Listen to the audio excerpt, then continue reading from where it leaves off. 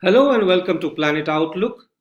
My guest today is Dr. S.P. Yadav, head of Project Tiger, India's most successful running wildlife conservation program.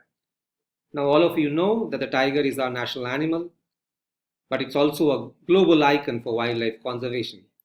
And July 29th is celebrated as the Global Tiger Day across the planet. There is a keen interest on the status of tigers in the wild, and India harbors the largest population of wild tigers.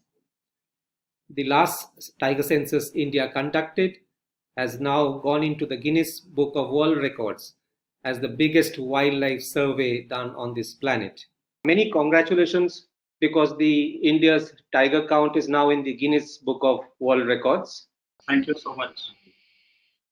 So in 2014, there was 2226 and the average estimation. And in 2018, there was this big jump to almost 3,000. So where do you attribute this? Are we doing the census count much better? More area, more camera traps? Have we kind of perfected our process of counting tigers?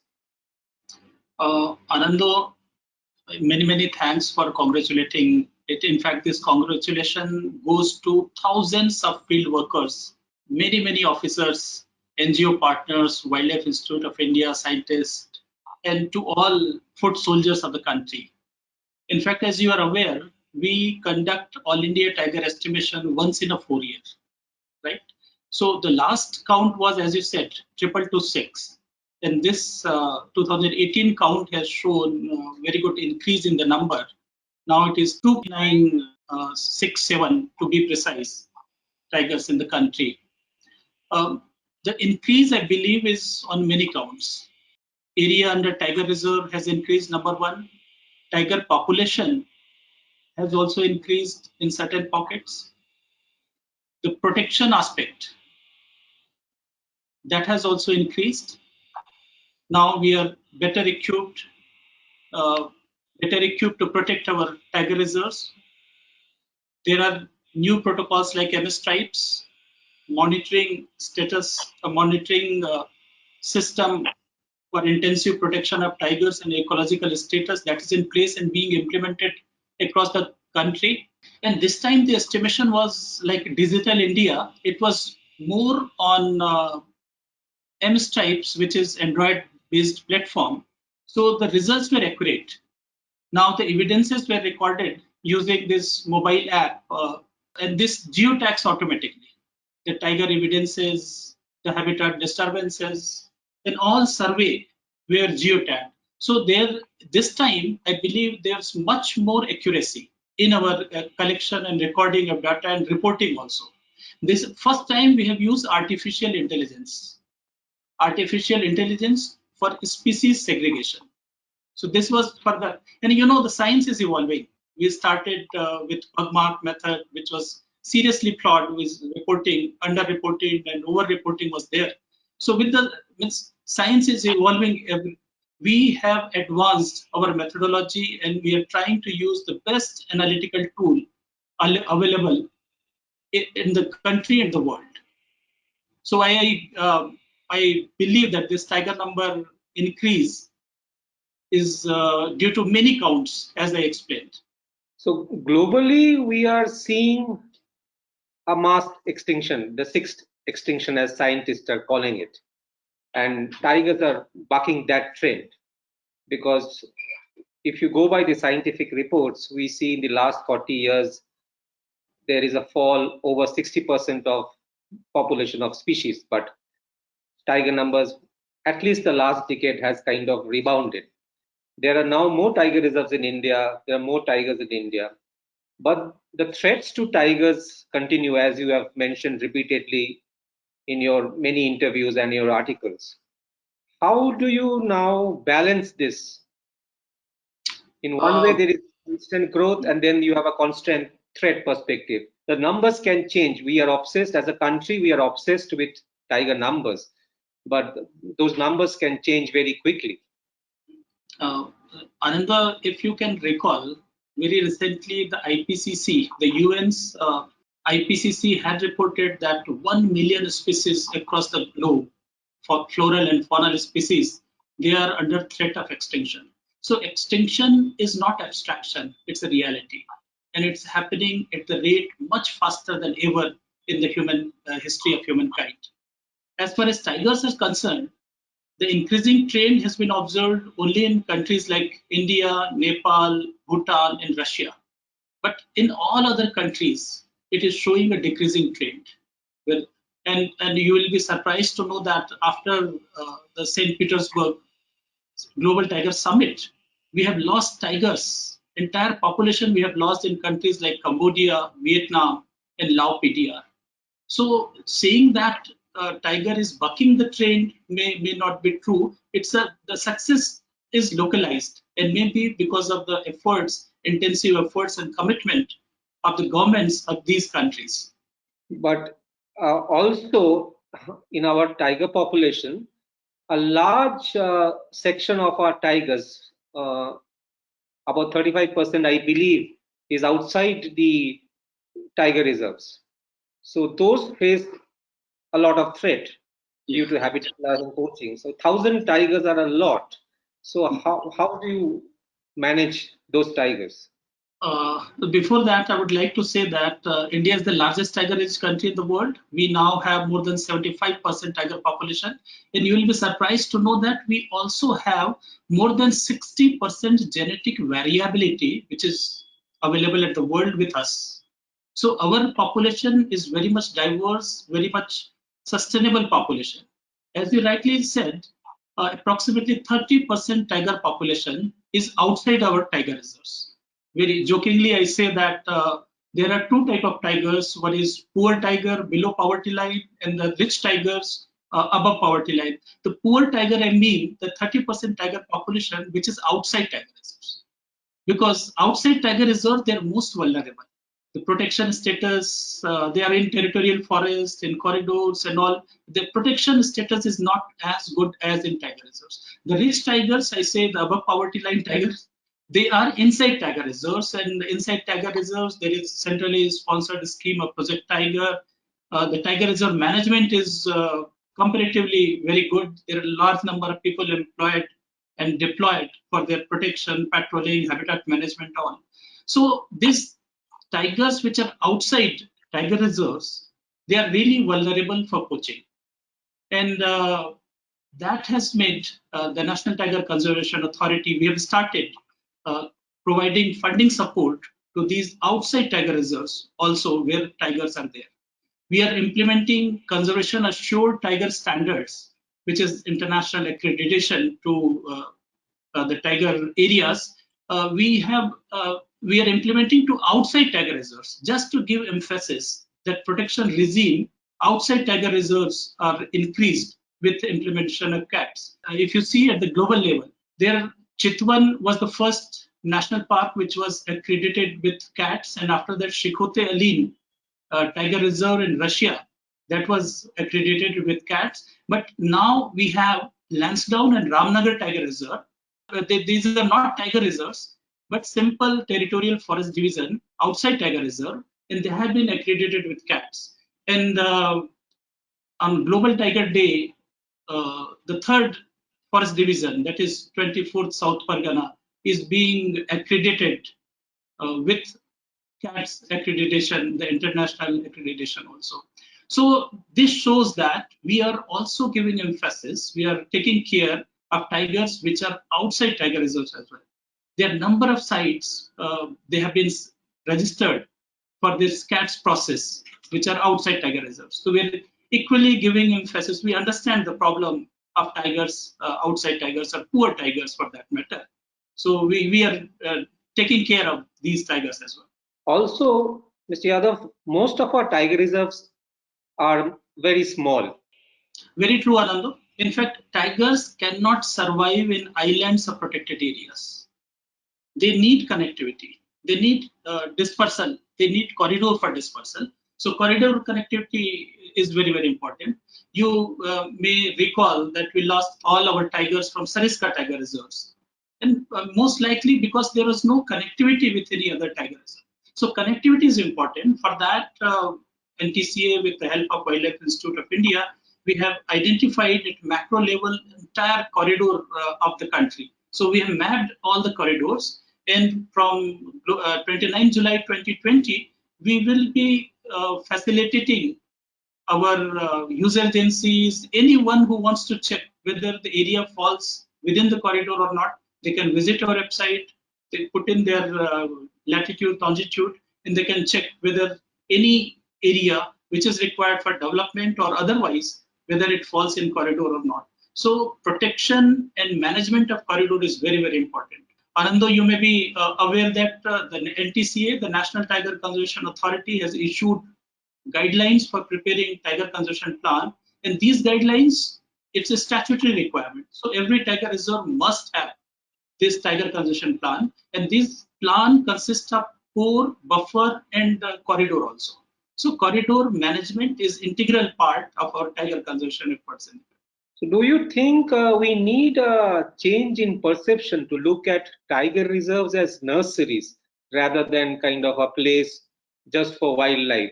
So because tigers will keep breeding and will keep moving outside, and human wildlife conflict is now a major concern. We must understand the importance of tigers, their role in regulating and perpetuating ecological process. If we assure the survival of tiger, then there is guarantee of all ecosystem services which the tiger landscape or habitat provides.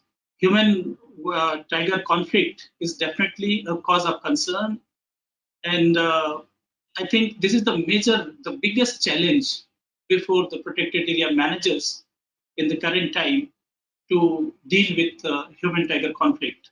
The National Tiger Conservation Authority has already issued standard operating procedure to deal with such situations, but we need a lot of effort, a lot of capacity building at the field level so that the loss is minimized. Otherwise, the conflict results in a lose-lose situation where either we lose tiger or either we lose human lives or cattle or property.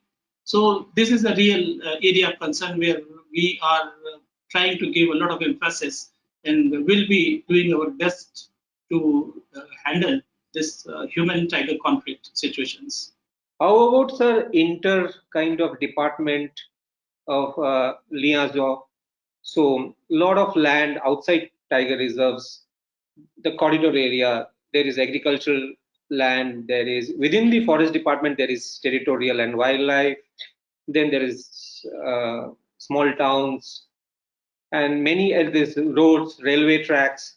So there are many departments are kind of comes into play. You're very right. In fact, the tiger conservation is not only the responsibility of the government or the forest department, but it's a responsibility of all these line departments which you have mentioned, and also the civil society organizations also. Combined effort is needed. Alone, forest department cannot achieve it, as you rightly said, because there are number of externalities, number of external factors they affect tiger conservation. So we need to raise awareness of all these departments who are working in the tiger landscape, and there is our concept is of landscape-based tiger conservation management, and that's in fact if you see the buffer area is a kind of insular area which protects the core area and provides occasional dispersal habitat to the tigers. But the buffer area is basically the objective of buffer areas to manage with people also.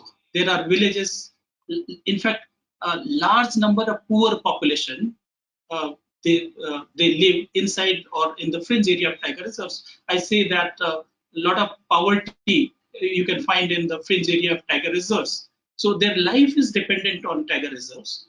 Unless we win their support by providing them employment, by providing, giving them some kind of incentive for conservation, because they bear the maximum loss, they sacrifice because of tiger conservation. They cannot, and so we need to compensate. We need to give some direct benefit to these people and convert them as a supporter to tiger conservation in the country. And this is the area we need to work with the local people as well as the line departments, other departments like railways, mining department, transport department, and all these departments, rural development. We need to integrate tiger in the schemes where it is not the goal. Can tourism help in this? How much tourism can help? Um, I believe that the main thing is tiger conservation, and tourism is ancillary activity. Tigers are there, then only the tourism will flourish. So I always consider the tourism as a tool which can support tiger conservation. So we need definitely we need tourism, because tourism is a good tool to raise awareness, bring in more and more people to understand the ecosystem services that tiger habitat provides. So tourism is a good tool, but this should not be the complete focus on tourism. We first need to ensure our tigers are preserved, conserved properly. Then tourism can be an ancillary activity, and for that, that we do not want mushrooming or commercial tourism in tiger reserves. We want ecotourism, which is not detrimental, which leaves minimum carbon footprint in our tiger reserves and more handprints in tiger reserves. So that kind of tourism is always welcome. So earlier, Mr. Yadav, you mentioned landscapes. We are into the landscape mode of conservation. So tigers are moving between states, for example, between Karnataka and Kerala, or within countries also, like from India to Nepal, from India to Bangladesh, from India to Bhutan. So how is this coordination works? Is there as a system where you are updated constantly on movement of tigers? You are very right that tiger doesn't know boundary, whether it is a state boundary or tiger reserve boundary or international boundary. Tigers, they move from one area to another area. It's their innate character. They, in order to disperse their genes, in order to establish their territories, they move from one area to another, and they try to optimize on the habitat. They try to identify the best available habitat, and they try to make their own territory over there. And in this process, they move. As you know, the tigers are, as you said, they're prolific breeders. So up to the age of 2 to 3 years, the cubs, they live with the mother, and they learn how to hunt and how to protect their kill, and all the things which are required for survival in the wild. And once they complete the age, they get the maturity, the male, they disperse to a longer distance to establish their own territory. Inside tiger reserves, they try to identify if the right territory. In that process, they enter into a struggle with existing tigers. And if they are successful, they establish their tiger territory there itself. If they don't succeed, then they move out. So in this process, they move to the longer distances, very long distances. We have seen the reports of tiger moving 200 kilometers and more than that also. So NTCA has come out with a standard operating procedure that gives all the details between two states, how to coordinate when and they have frequent bilateral meetings. And so in this way, within the state, that is within the state and interstate cooperation is there on they monitor tiger reserves, they pass on information, they have regular meetings, and National Tiger Conservation Authority plays an important role in coordinating all these things. We have regional offices in different parts of the country, like at Bangalore, which looks after the southern region, Nagpur, which looks after the central region, and Guwahati, which looks after the northeast region. So these regional offices, they are mandated to coordinate with all the states and see that there is no adverse impact on tiger conservation. If you talk, you rightly said that there are international boundaries also. We have reports that tigers like Sundarban area. So Bangladesh and India, they share large area with each other, and Sundarban tigers, they keep on moving from one area to another. Similarly, India shares boundary with Bhutan, with Nepal and Myanmar also. So we have a bilateral arrangement with all these countries. We have a bilateral protocol with Myanmar, Bangladesh, China also, in fact, and we have bilateral meetings, regular meetings with Nepal and Bhutan also. So all these issues of tiger movement, their monitoring at transborder level, they are addressed through all these instruments. So, and how big are the threats of poaching and habitat loss? In fact, I consider the poaching is still the biggest threat to tiger conservation in the country, and not because there is demand inside our country. Our poaching takes place because there is a demand outside our country. So demand is driven by consumer countries like China and other I don't want to name, but there are other countries where there is a market, there is demand. They are neo-rich people, which they use tiger body parts, they use tiger skins and all. So these demand in other countries that leads to poaching in India. So poaching is still the biggest threat. And habitat, as you rightly said, another the next most important thing is habitat management or habitat loss, which is adversely affecting many developmental activities like road construction, railway construction. They are cutting the corridors. We must construct all the because development is also necessary. We cannot avoid India, like a developing country aiming for high GDP and growth. We need employment also because a lot of population, a lot of poor population is there. So we need development. We cannot stop development, but all this development should take place, must take place with mitigation measures so that tiger conservation is not adversely impacted.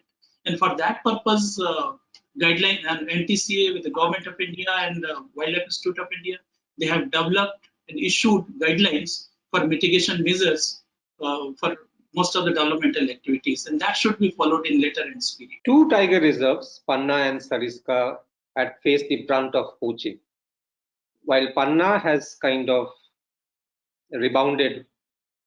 Sariska has been very slow kind of thing. How do you compare these two tiger reserves coming back again?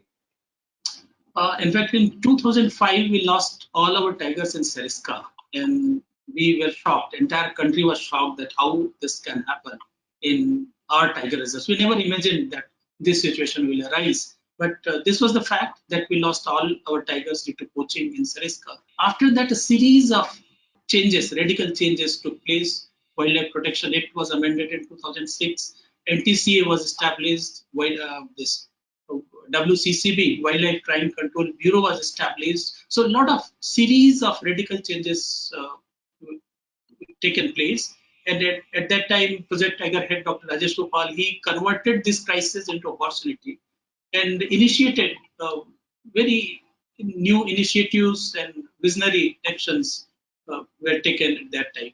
So the first time in Sariska, the tiger introduction took place. That was first of its own kind in the world. But you rightly said that in Sariska, if you compare with Panna, Panna lost all tigers in 2008, and in both places the tigers were reintroduced.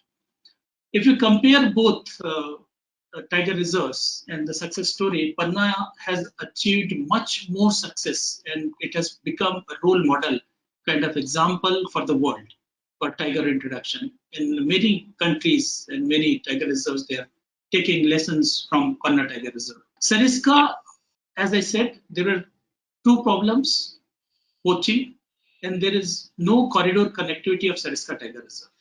There are a lot of disturbances were in Sariska, like mining, the number of people residing inside Tiger, number of villages inside Tiger reserves. So disturbances in Sariska were very, very high. We from NTCA, we commissioned one study to study the hormonal stress condition of these two tiger reserves and compare with Sariska and both tiger reserves in Panna.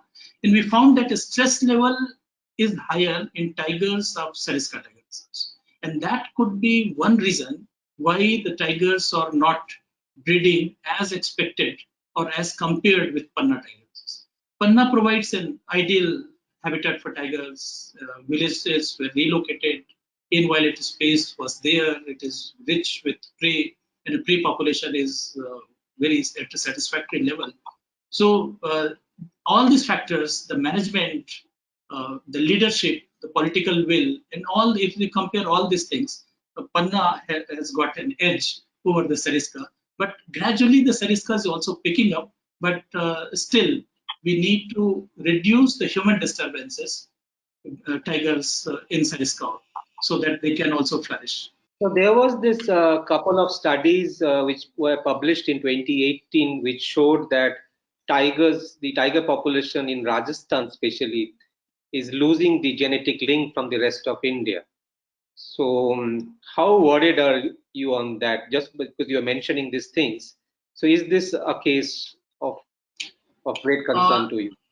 in a way, you are right, but if you see this Sariska Tiger Reserve, Sariska Tiger Reserve is kind of isolated. So there is future unless we develop some kind of connectivity and allow exchange of tigers, then that will sustain the population in Sariska.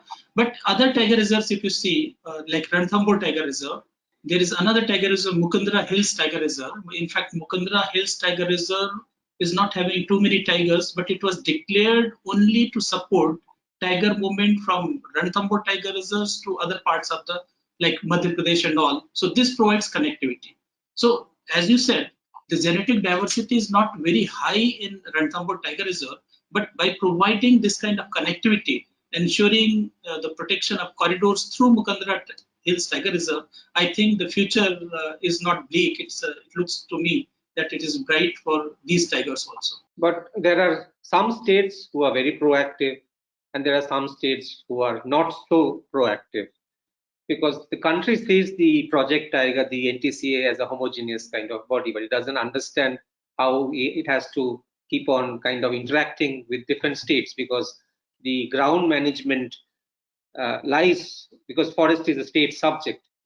So if you can give your insights and explain to viewers how the NTCA structure works in the country. You're right, all fingers are not equal. So there are some good performers, there are some, much depends on the leadership. We have seen that if there are good directors, good staff, the good leadership, they're doing very well. In fact, we have in NTCA, we have an instrument called tripartite MOU. This MOU provides reciprocal commitments between NTCA to the state government and the field director. Then by this instrument, we monitor the reciprocal commitments fulfilled every year before releasing the funding support to the Tiger Reserve. And this is the instrument by which this also entails fixing responsibility if anything is lacking. So this is the instrument which is common for all tiger reserves, and with this instrument, we ensure that a minimum common standard is maintained. For maintaining the common standard, we are implementing management effectiveness of tiger reserves. And we call it meter, management effectiveness evaluation of tiger reserves. This assessment is done by independent experts once in a 4 years. There are more than 30 parameters, criteria, and indicators at different aspects of management. So once in a 4 year, all tiger reserve management is evaluated with independent experts, and the results are placed in public domain. So this provides a kind of untold competition kind of thing. So the tiger reserves can compare with their performance with other tiger reserves, and gradually they are improving. If you see the results, we started it in from since 2006, 2010, 2014, and 2018 we have done, and there is gradual improvement and there is a betterment in the ranking of tiger reserves in the country. So we are conscious of this fact, and we are making all our efforts in this direction. Has the COVID situation affected the Project Tiger work? COVID I would say that is still is on, so it is unprecedented. We never thought that all flights will stop, train will stop, we will be residing like in a curfew kind of situation. So we never expected this kind of situation that this will happen. But definitely it's very, very challenging because the staff, they are also vulnerable, and they have to do the patrolling, the protection aspect, they have to be in field, the conflict, they have to tackle the conflict also. So this is highly challenging time, and I salute our frontline staff, our field officers who are managing 24/7 kind of situation in tiger reserves. There is the problem is there, definitely it's a challenging, but we have been able, because at this time the parks, most of the tiger reserves were closed for tourism. Now the monsoon has onset. So this helped little bit in managing the situation. But salute to our frontline staff, they're managing very well. They're not compromising with their duty, keeping their life at risk. The frontline staff is very critical to tiger reserves, but there is a lot of vacancies. This, I know this question is not just to Project Tiger, but in overall management of forest and wildlife. For many years now, there is a huge shortage of frontline staff. How do you see this kind of getting solved, or is there a way the government is thinking? Because there are budgetary cuts. I see every year budgets are getting cut from for the Environment Ministry, for Project Tiger also we have faced cuts. How do you see this in the near future? If you see, as far as budget is concerned, the government of India, tiger is our national animal, and government of India gives a lot of emphasis to for the conservation of tiger. And if you compare with the budget allocation of previous years, with this government, the budget allocation is substantially increased. So I don't think there is dearth of money for tiger conservation in the country. But you rightly said, filling up the staff vacancies, the state issue, the state matter, and there are certainly large number of vacancies in certain states. Efforts are being made to that, and we are trying to compensate this vacant post by providing funding support to deploy on outsourced basis or on casual basis, so that they compensate with the vacancy. So, but we are still, again, we are requesting, we are monitoring status of each tiger reserve and each state, and we are consistently we are pursuing the matter to fill up the vacancies as possible. You know, the role of foot soldiers is very, very important. Every bit of tiger reserve is covered by the beat, range, and that kind of system. So somebody has to be responsible for each area, and we need our foot soldiers in high morale, highly motivated people to work for tiger conservation. In fact, these foot soldiers, they have very difficult life. Like in remote forest areas, they cannot keep their families. So they live in the forest chowkis or in tiger reserves, then they keep their family in some other village. They keep their students to the cities for study. So they are really, again, I salute these forest guards or the frontline staff who sacrifice a lot for the cause of tiger conservation. But we must give them incentives, build their capacity, keep their morale high, and support them in whatever manner is possible. My last question is, in the next 2 years, when the next count begins, it would be 50 years of Project Tiger. I know it's a bit early to ask you, but you must been thinking about this, because Project Tiger is a global, has achieved kind of global recognition success. So are you thinking about, what are you thinking about? Ananda, you are right in saying that there is hardly any parallel of successful species conservation example in the world. If you compare all the species, as if we compare the Project Tiger in our country. So we have achieved the goal of doubling the tiger, which was envisaged in 2010 St. Petersburg Declaration. And we have already achieved that. So the question comes, what next?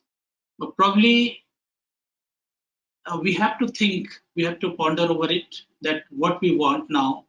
We may need to bring all tiger potential habitats under the umbrella of Tiger Reserve and centrally sponsored scheme of Project Tiger. That is one way.